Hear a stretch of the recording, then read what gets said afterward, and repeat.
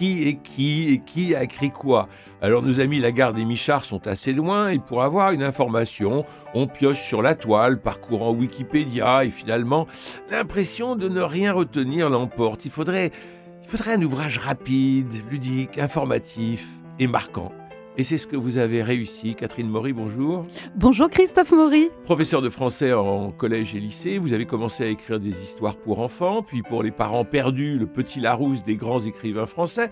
Et puis plus tard, vous publiez chez Arène BD l'incroyable histoire de la littérature française, 80 000 exemplaires, excusez du peu, puis l'incroyable histoire de la mythologie grecque, et aussi un album sur l'affaire Tartuffe, qui est drôle, léger, passionnant et vrai.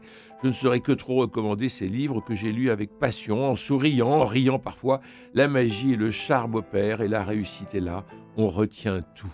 Alors Catherine Maury, comment travaillez-vous? On a l'impression que vous avez tout lu, tout entendu, tout retenu, tout digéré. Oh, c'est quand même peut-être pas à ce point-là.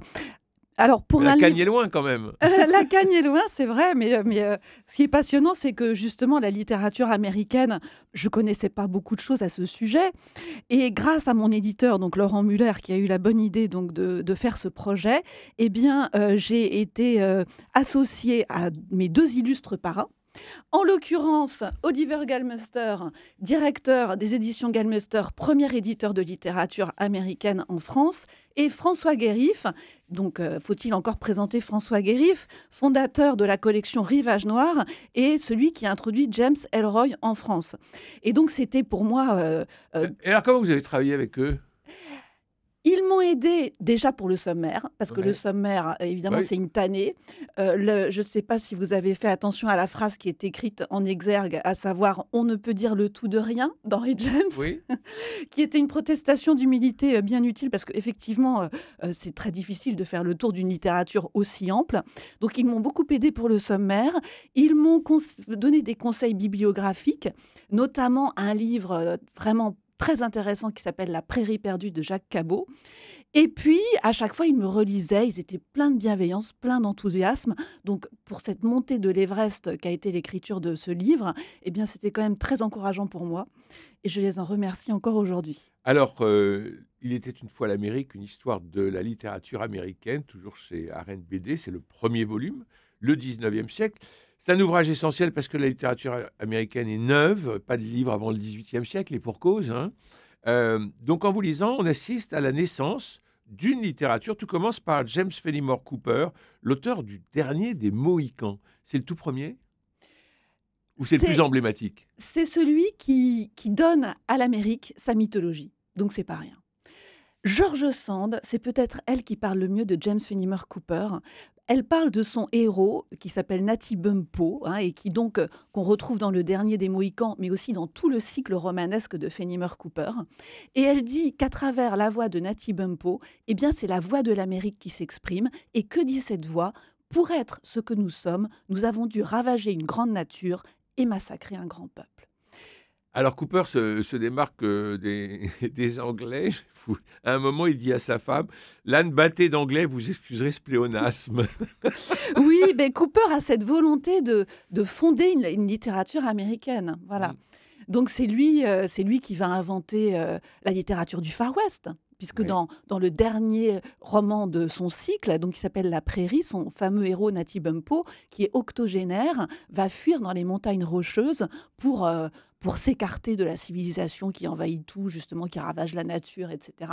Et donc, Fenimore Cooper fonde la littérature du Far West. Alors, une des réussites de l'ouvrage, c'est que vous racontez à la fois la vie de l'auteur et puis vous entrez dans le récit d'un de ses romans. Ainsi, du dernier des Mohicans, on vient de l'évoquer, mais aussi de Huckleberry Finn, quand il s'agira de Mark Twain, par exemple, un autre exemple. C'est important de rappeler le contenu d'un des ouvrages plutôt que de donner l'ensemble d'une œuvre. J'aime beaucoup ce dispositif Ouais. qui met en parallèle la vie d'un auteur et le résumé de ses œuvres. Alors pourquoi? D'abord parce que la vie de l'auteur, elle a une valeur apéritive. Quand on connaît la vie d'un auteur, on a envie de connaître son œuvre. Ça, c'est la première chose. Une deuxième chose, c'est qu'il y a un plaisir de connivence. Lisez Martin Eden, mais lisez auparavant la vie de Jack London et vous verrez tout ce qu'il a mis de lui là-dedans. Et bien sûr, il y a une très très grande portée autobiographique. Et troisième point, je trouve que la vie de l'auteur, ça donne une caisse de résonance à l'œuvre. Christophe Maury, vous connaissez très bien le théâtre, vous connaissez parfaitement Un tramway nommé Désir, ou encore La Ménagerie de Verre. Allez voir La Ménagerie de Verre, mais lisez auparavant La vie de Tennessee Williams. Et Nous l'aurons dans le deuxième volume. dans le deuxième volume. J'anticipe un petit peu. Alors après chaque vie... Attendez, laissez-moi parce que j'aime bien cette histoire. Et donc, et donc vous verrez qu'en fait, à travers La Ménagerie de Verre, ce qu'il raconte, eh bien, c'est l'histoire de sa sœur qui a eu un destin tragique puisqu'elle avait des troubles schizophréniques, qu'elle a été lobotomisée et que c'est ce qu'on retrouve à travers l'héroïne de La Ménagerie de Verre. Donc voilà, la biographie de l'auteur, c'est une caisse de résonance pour l'œuvre. Alors après chaque vie, vous publiez un arbre, comme un arbre généalogique qui rassemble une famille d'auteurs. Ainsi, Cooper engendrera Édouard Abbey, Alain Lemay ou encore Herman Melville avec Moby Dick. Et alors je me réfère à Melville et je vois un nouvel arbre qui nous envoie Jack London, Hemingway, Stan Beck. Et puis plus proche de nous, Cormac McCarthy qui est mort en 2023, ou encore Henry James qui engendrerait Paul Auster ou Francis Scott Fitzgerald. Alors ces arbres sont très très importants pour notre culture à nous, c'est-à-dire que vous avez été finalement le jardinier de cette forêt. Les jardiniers, les tuteurs qui ont tutorisé ces arbres, justement, c'était plutôt mes deux parrains, hein, parce Ouais. que voilà, là c'était vraiment, il fallait avoir une connaissance très globale de la littérature américaine, et ils étaient plus à même de le faire. Mais c'est vrai que c'est très intéressant, et puis ça donne envie d'ouvrir tous ces livres, ce qui est le but de cet ouvrage. Et de mieux comprendre qui fait quoi et qui a inspiré qui finalement. Tout à fait. Alors entrons dans les sujets et les thèmes de cette littérature américaine du 19e siècle. Catherine Maury, si vous le voulez bien, vous le mettez très bien, non pas en exergue, mais de façon diffuse tout au long de votre livre. Il était une fois l'Amérique, publié aux éditions Arène BD. Les thèmes, c'est le puritanisme, l'esclavage, la guerre de sécession et la question de l'unité nationale, jamais résolue entre puritains, indiens et anciens esclaves. Alors, ceux qui mettent les Indiens en avant, ça va être essentiellement Cooper et puis Thoreau. Oui, Thoreau est un défenseur des Indiens. Thoreau, donc, c'est un transcendentaliste. Peut-être qu'il Ouais. faut rappeler un tout petit peu Oui, son allez-y. mouvement, parce que c'est Parce vraiment... que c'est un type incroyable. Il est né en Ah ouais, 1817, il meurt en 1862, ouais. et c'est un peu le Jean-Jacques Rousseau américain. Un peu, c'est vrai. Donc Thoreau est un transcendentaliste. Le transcendantalisme, c'est un mouvement qui est créé par Emerson, qui est un ancien pasteur unitarien. Et c'est un mouvement qui repose sur une idée très positive, très optimiste, à savoir que l'homme est capable de découvrir par lui-même le bien et le mal. Ce qui sous-tend cette idée, c'est que une parcelle divine existe en chacun d'entre nous. Pas idiot. Mais non, c'est pas idiot, c'est une belle idée. Ouais. C'est une belle idée. Et puis surtout, dans cette Amérique qui est quand même majoritairement calviniste, et on sait à quel point la doctrine calviniste est sombre et pessimiste, hein. Donc voilà, il y a un optimisme des transcendantalistes qui est très important et qui aussi a ces caractéristiques de cette nation américaine, je trouve, qu'on retrouve par exemple dans le Yes Weekend de Barack Obama. Mais je pars très loin, je reviens à Thoreau. Oui, mais vous le dites dans Oui. la BD, vous parlez de Barack Obama. C'est vrai. Et donc Thoreau est un transcendantaliste, et Thoreau, donc, eh bien, puisqu'il peut par lui-même discerner le bien du mal, il va avoir des idées qui vont être très originales pour son époque. Alors, vous parlez des Indiens, eh bien, par exemple, c'est un défenseur des Indiens, c'est un abolitionniste, un fervent abolitionniste, hein, qui va défendre, par exemple, Brown quand il sera condamné à mort. Et c'est aussi un féministe aussi, un petit peu, hein. Alors, il écrit « Un homme est riche de tout ce dont il peut se passer ». Voilà, c'est dans Walden. C'est merveilleux, Walden. Ça, vraiment, je recommande cette lecture. Walden, c'est un traité de bonheur. L'idée, c'est que nous perdons tous nos vies à la gagner. Nous passons notre vie à travailler, et on travaille pourquoi ? Pour acquérir des biens qui nous rendent esclaves. Parce qu'on va s'acheter des boutons de porte en cuivre, ensuite il faudra les astiquer, on va s'acheter des bibelots, ensuite il faudra les épousseter. Donc en fait, toutes ces possessions nous asservissent. Thoreau fait le choix inverse. Il fait le choix de la pauvreté volontaire et de la liberté. Et donc il dit « Je suis riche de tout ce que je n'ai pas ». De quoi est-il riche, Thoreau ? Il est riche d'heures d'été, il est riche d'instants présents, il est riche de moments de lecture, il est riche de spectacles naturels. Alors, c'est un politique qui se retire de la société pour vivre la nature et trouver sa propre nature d'homme, mais vous avez un petit doute avec une grande flèche. Il y a un dessin en disant « Il n'était pas si éloigné de tout ça, hein. Il y avait quand même un bistrot pas loin. » Alors, Un bistrot, je sais pas, mais en tout cas, il y avait la ville de Concorde. Oui, c'est-à-dire qu'on présente souvent Soro comme un ermite, Ouais. ce qui est faux, c'est-à-dire qu'il s'est retiré du monde, mais il ne s'est pas coupé du monde, puisqu'effectivement, cette maison qu'il se fait construire, cette cabane en bois qu'il construit lui-même Ouais. de ses mains près de l'étang de Walden, est à 1,5 km de Concorde, et il se rend presque quotidiennement à Concorde. Oui. Et alors vous concluez que c'est un philosophe. C'est la seule fois où on a le mot philosophe dans l'ensemble du livre. Alors, j'aurais pu l'utiliser pour d'autres. C'est le seul essayiste, enfin, vraiment qui n'a écrit que des essais. Ouais. Hein.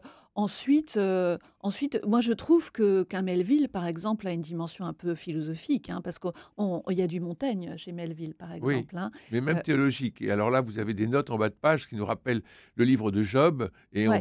on va y revenir. On sent que la Bible imprègne toute cette littérature-là. J'ai travaillé pour ce premier tome avec la Bible sur mon bureau. Ouais. Je devais constamment me référer à la Bible. Oui, ça c'est très clair. Et surtout pour Moby Dick, alors là, qui est truffé de références bibliques. Alors, le puritanisme, autre sujet, on a Hawthorne, mais aussi Edgar Poe, dont l'arbre monte jusqu'à Stephen King, en passant par Lovecraft. On a Dickinson, incroyable, Emily Incroyable, Dickinson, incroyable. portrait de la vieille fille, morte à 55 ans, Oh, c'est pas gentil, vieille fille. qui sort de sa chambre de jeune fille qu'elle n'a pas quittée pendant au moins 14 années, qui Oui, est habillée tout en blanc. ouais. Enfin, Mais c'est la vieille fille, on est d'accord. non, c'est pas. Moi, je dirais pas ça. Non, c'est votre rêve d'enfant? Non, mais c'est une amoureuse, Emily Dickinson. C'est une amoureuse. C'est une amoureuse des gens, c'est une amoureuse de la littérature, c'est une amoureuse de la nature. Alors, c'est vrai qu'elle a un destin incroyable. C'est-à-dire que c'est une vie minuscule et qui est tellement minuscule qu'elle en devient énorme. Bon, Alors, enfin, c'est pas Sainte-Thérèse de Lisieux non plus. Alors, rappelons brièvement de quoi il s'agit. Donc, Emily Dickinson, d'une part, c'est quelqu'un donc qui vit dans une famille très puritaine. Riche. Oui, voilà, une famille bourgeoise, c'est Mmh. vrai, et qui va être tout le temps en marge de cette ferveur religieuse. C'est-à-dire, pour vous donner un exemple, quand elle est au pensionnat et qu'elle est jeune, à un moment donné, la directrice demande à toutes les jeunes filles qui sont assises de se lever pour celles d'entre elles qui veulent faire ce qu'on appelait une conversion n'étant pas le passage d'une religion à une autre, mais le passage d'une foi tiède à une foi ardente. Toutes les jeunes filles se lèvent, sauf Emily Dickinson. Il faut Voilà. avoir un certain... ouais, voilà. Donc, il y a ça. Il y a le fait aussi qu'elle va effectivement refuser de se marier. Elle a cette phrase qui est magnifique, où elle dit « L'homme du matin a pour sa florale fiancée la délicatesse de la rosée, mais l'homme du midi fait ployer la tête de son épouse sous son soleil ardent. » Donc, Mon elle se Dieu. méfie des hommes. Et alors, ensuite, donc, ce qui est aussi d'incroyable, c'est qu'à partir de 30 ans, elle va refuser de sortir de chez elle. Non seulement elle refuse de sortir de chez elle, mais quand un visiteur vient la voir, elle refuse de descendre Elle se l'escalier. cache. C'est-à-dire elle reste en haut de l'escalier et elle lui parle « Oh, je suis tellement ravie de vous revoir !» et en plus, elle va s'habiller en blanc. Ouais. Enfin, on est quand même dans l'Amérique puritaine. Tout le monde a en tête les films, les tableaux. Toutes les femmes sont en noir ou en couleur sombre. Emily Dickinson s'habille en blanc. De qui était-elle l'épousée? Ben, c'est l'éternel marié. Alors, ce qui est nouveau dans votre bande dessinée, Il était une fois l'Amérique, par rapport aux autres que vous avez publiés, l'histoire de la littérature française ou de la mythologie, c'est que là, vous faites intervenir des experts qui sont du 21e siècle et qui sont à l'intérieur. Alors, pour Emily Dickinson, il y en a 3. Alors, la première qui dit « Cette claustration s'explique par une phobie, le regard des autres la terrifiait ». L'autre qui répond « Pas du tout. Emily Dickinson s'est retirée du monde à la suite d'une peine d'amour. » Et enfin, il y a le troisième expert, un homme cette fois-ci, qui dit « La réponse est bien plus simple. Toute la famille Dickinson était connue pour ses excentricités. Le mode de vie d'Emily n'en était qu'une de plus. » Donc c'est assez chouette d'avoir ces experts du 21e siècle qui interviennent dans la BD, qui sont caricaturés, enfin pas caricaturés, ils sont bien non. dessinés d'ailleurs. Ouais. Ils Par sont- Jean-Baptiste Eustache. et ils sont identifiables. Alors, en l'occurrence, là, non, mais très souvent, ils sont nommés. Très Oui. souvent, ils sont nommés. Et voilà, et à ces questions, hein, vraiment à ce mystère qu'est Emily Dickinson et qui est vraiment devenu mythique, ce serait malhonnête d'apporter une réponse univoque. Donc, c'est pour ça que ce qui était intéressant, justement, c'était cette pluralité des voix. Alors, Whitman, Walt Oui, Whitman, de né en Walt Whitman. 1819, mort en 1892. Alors lui, c'est le poète. Il est encore aujourd'hui adulé, adoré par des groupes de lecteurs qui se réunissent dans un culte véritable. C'est un peu comme une secte, hein. Un peu. Et alors, comme vous y allez, une double page, les 12 propositions, les feuilles d'herbe. Et il a une place si importante dans les littératures américaines. Ah oui, il est très important. Il est très important. Et là, il a une place d'honneur, Ah hein. oui, oui, oui, oui, mais c'est le père de la littérature américaine, le père de la poésie américaine, il est considéré comme tel. Regardez le cercle des poètes disparus, là, qui d'ailleurs est mis au théâtre, on fait constamment des références à Whitman. Ouais. Et alors Whitman, ce qui est merveilleux, moi ce que j'adore chez lui, c'est que la première fois qu'il publie donc son recueil le plus célèbre qui s'appelle Feuilles d'herbe, c'est un recueil anonyme. Son nom n'apparaît pas sur la couverture et simplement, quand on ouvre la première page, il y a le corps de Whitman qui apparaît, c'est-à-dire qu'il y a une photo de lui. Et un peu plus loin, Page 29. dans le ah alors bah, vous êtes très précis, Non, Christophe. non, c'est vous qui l'êtes dans votre texte. Eh bien, on a un autoportrait où alors là, il donne son nom. Et qu'est-ce qu'il dit? Quel est cet autoportrait? Walt Whitman, un cosmos, fort en gueule, sensuel, charnel, mangeur, buveur, baiseur. On est quand même dans l'Amérique puritaine du milieu du 19e siècle, hein.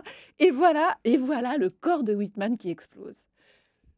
Pas sentimental, pas au-dessus des autres hommes, ni des autres femmes, ni à part d'eux, ni plus immodeste que modeste. Voilà. Vous aimez ces tempéraments forts en gueule, Catherine Maury? Oui, c'est vrai que c'est merveilleux. Et puis aussi, voilà, il se dit un caresseur de vie où qu'elle bouge. C'est-à-dire que la- toutes ces dernières années, toute la critique whitmanienne a essayé de savoir quelle était la sexualité de Whitman. Est-ce qu'il était homosexuel? Est-ce qu'il était hétérosexuel? Est-ce qu'il était bisexuel? Est-ce qu'il était On autosexuel? s'en fout, il On était s'en vivant. fiche complètement. Il était vivant, mais alors, Mais mais oui. tellement vivant. Et son œuvre, ce qui est certain, c'est qu'elle est pansexuelle, hein. C'est-à-dire elle est sensuelle du début jusqu'à la fin. Alors, les puritains sont sur la 7e version du recueil, et puis d'un petit livret, l'ouvrage va grossir et va devenir ce que vous appelez une œuvre continent. Mais oui, c'est ça qui est merveilleux aussi. C'est que cette œuvre, oui, donc Whitman ne cesse effectivement de l'augmenter toute sa vie durant. Il l'achève en 1891. En 1891, c'est la fin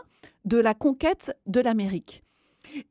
Et non, pardon, non, mais la fin de la conquête de l'Amérique, c'est un an auparavant, c'est 1890. Donc, c'est une œuvre qui a grandi et qui a fini sa croissance en même temps que l'Amérique. Donc, c'est vraiment une œuvre continent.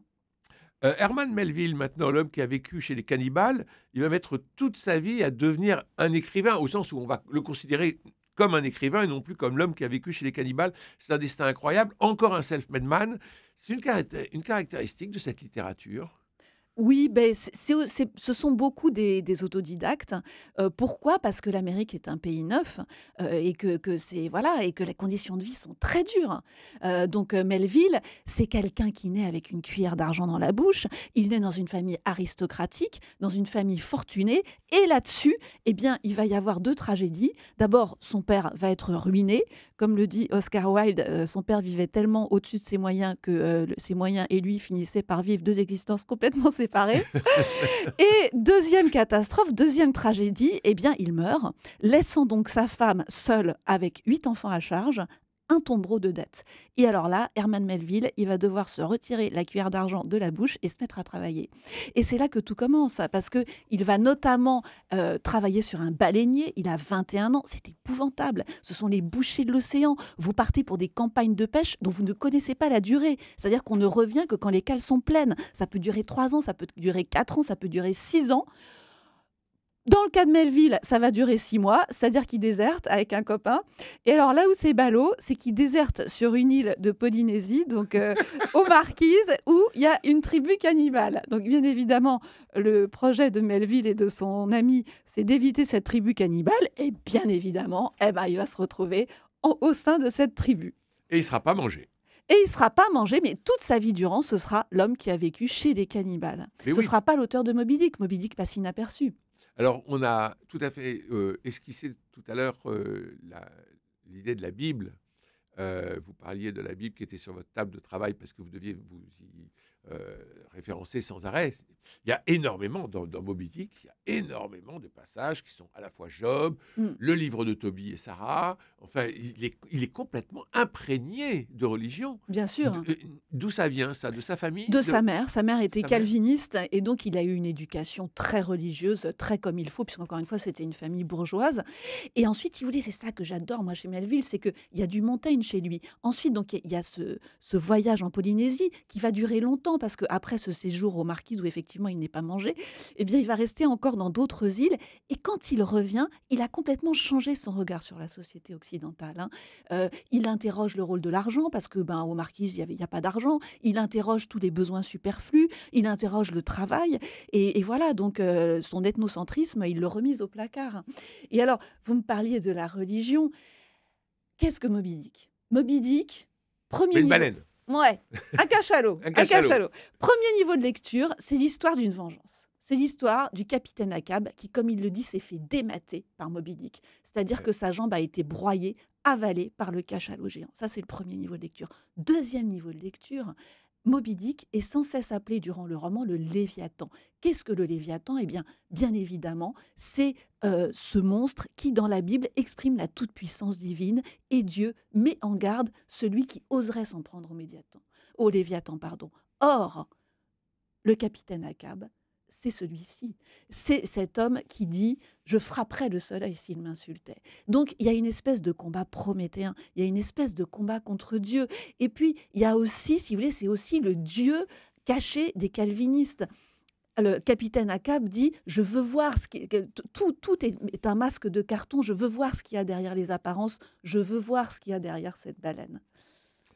Alors, on a envie de relire Moby Dick ou de Ah lire bah Moby Dick ou de oui, mais découvrir, en tout c'est cas, pour ça parce que que j'écris ce livre. on a envie de se plonger dans tous les auteurs. Vous terminez avec Jack London, d'une intelligence exemplaire qui brûle toutes les étapes de l'université. Il reprend ses études à 19 ans quand les élèves n'en ont que 14. Il va essuyer 310 refus d'éditeurs avant de publier son premier livre. Et Jack London, Ah ouais. Jack London, ben oui, Jack London. C'est un parcours à mi-distance entre le conte de fées et le roman noir, Jack London, et c'est exactement ce qu'on retrouve dans son roman autobiographique Martin Eden. C'est-à-dire que Jack London, alors là encore, c'est un autodidacte, hein, c'est quelqu'un qui naît dans une famille pauvre, c'est quelqu'un qui va se mettre à travailler dès l'âge de 10 ans.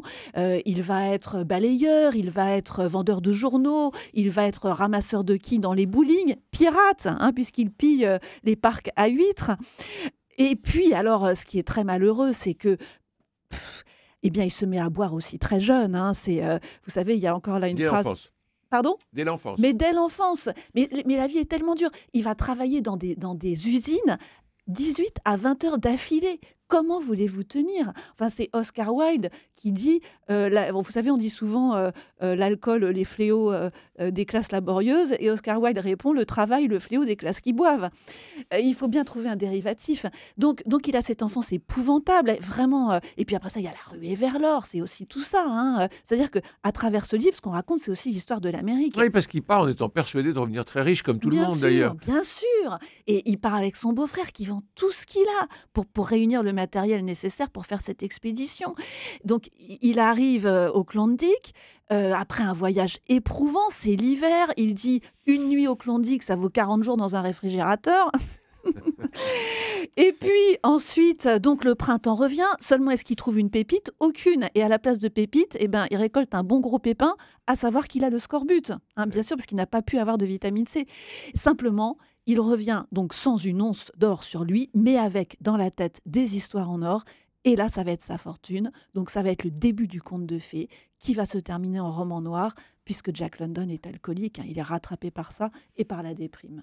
Et puis une fascination pour Marx. Et une fascination pour Marx et aussi pour Spencer, donc c'est un petit peu antagoniste, hein. C'est à la fois un darwiniste social et un socialiste, donc c'est un peu compliqué. Alors moi j'aime votre style léger. Ainsi, avant de rejoindre les îles Salomon, vous écrivez: Il, Jack London, se dirige vers une destination bien moins ukulélé et fleurs tressées que les Ah précédentes. ouais.